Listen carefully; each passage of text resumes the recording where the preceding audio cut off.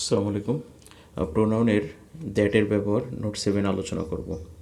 এর আগে আমরা নোট 5 এবং নোট 6 আলোচনা করেছি। তো দ্যাট আসলে ডেমনস্ট্রেটিভ অ্যাডজেটিভ হিসাবে ইউজ করতে পারি, রিলেটিভ প্রোনাউন হিসাবে ইউজ করতে পারি, আবার দ্যাট কনজাংশন হিসাবে ইউজ হতে পারে। তো অ্যাজেটিভ হিসাবে যখন ইউজ হবে তখন দ্যাটের পর একটা নাউন থাকবে। আমরা জানি অ্যাজেটিভ যেখানে বসে তার পাশে একটা নাউন থাকে। আর যখন প্রোনাউন হিসাবে বসে তো প্রোনাউন তো আসলে নাউনের বিপরীতে বসে। দ্যাটস মিন যদি কোথাও নাউন না থাকে সেখানে প্রোনাউন বসে। তো যেহেতু প্রোনাউন একটা সাবজেক্ট হিসাবে কাজ করে, তো সাবজেক্টের পরে ভার্ব থাকবে, এটাই স্বাভাবিক। তো দ্যাটের পরে ভার্ব থাকবে যখন প্রোনাউন হিসাবে কাজ করবে। আর কনজাংশনের যে উদাহরণটা সেটা হচ্ছে he said that, he would go. তো এখানে দ্যাটটা আসলে দুইটা ক্লজকে আমার একত্র করছে। তো এই কারণে মানে কানেক্ট করছে, এই কারণে এটা কনজাংশন হবে।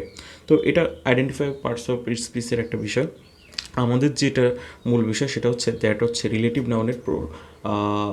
প্রোনাউনের ব্যবহারটা আমাদের জানা। তো দ্যাট কোথায় কোথায় বসতে পারে, যদি আমার কোথাও সুপারলেটিভ ডিগ্রি আমি দেখি, তো সুপারলেটিভ ডিগ্রির পরে সাধারণত দ্যাট বসে। এক্সাম্পল কি, এখানে that he is the wisest man dash a like. তো এই হি হচ্ছে সাবজেক্ট, ইজ হচ্ছে ভার্ব। আবার এখানে দেখুন আই হচ্ছে সাবজেক্ট, লাইক হচ্ছে ভার্ব। এই বাক্যের আসলে আমার সাবজেক্ট নতুন করে বসতে পারবে না, বসবে কি, অবজেক্ট বসবে। বাট এখানে wisest man is is a superlative degree, এই সুপারলেটিভ ডিগ্রি থাকার কারণে দ্যাট বসবে। যেটা আসলে আমরা তো রুলের নিয়ম হিসেবে এখানে দ্যাট বসবে। বাট যদি আমার এমনি নর্মাল ক্ষেত্রে আমি ইসের কথা চিন্তা করতাম, সেক্ষেত্রে কিন্তু আমি হুম বসাতে পারতাম, তাই না? যেহেতু এখানে সুপারলেটিভ ডিগ্রির ইউজ হচ্ছে ওয়েজেস্ট ম্যানের, তো এই ক্ষেত্রে দ্যাটই বসবে। আর ভয়েস তো সাধারণত আমরা যে নোট 6-এ দেখেছি ইতরবাচক প্রাণীবাচক যেগুলো আছে, ইতর প্রাণীবাচক ওইগুলোর ক্ষেত্রে ভয়েসটা বসে। আর হুমটা হচ্ছে বস্তুবাচকের জন্য বসে। ওকে, তারপর যদি উচ্চতর কোনো বস্তু বোঝায়, উচ্চতর বস্তু বোঝালে সেক্ষেত্রে দ্যাট বসাতে পারি আমরা।